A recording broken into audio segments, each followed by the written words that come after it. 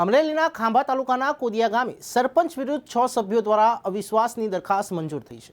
ત્યારે ખાંભા તાલુકા વિકાસ અધિકારી અને તલાટી મંત્રી રૂબરૂ ગ્રામ પંચાયતના 6 સભ્યો દ્વારા અવિશ્વાસની દરખાસ્તની તરફેણમાં મત આપ્યા છે। કોદિયા ગ્રામ પંચાયતના સરપંચ વિરુદ્ધ અવિશ્વાસની દરખાસ્ત ફરજ પરના અધિકારી દ્વારા મંજૂર અપાઈ છે। ત્યારે પોલીસ દ્વારા કોઈ અનિચ્છનીય બનાવ ન બને તેથી ચુસ્ત પોલીસ બંદોબસ્ત રખાયો હતો।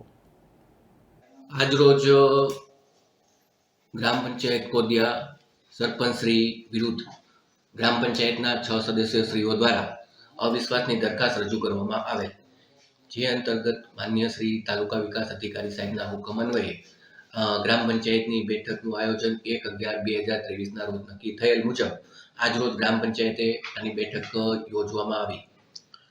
ત્યારબાદ અવિશ્વાસની દરખાસ્તની તરફેણમાં 2/3 જેટલા મતોની જરૂર હોય છે,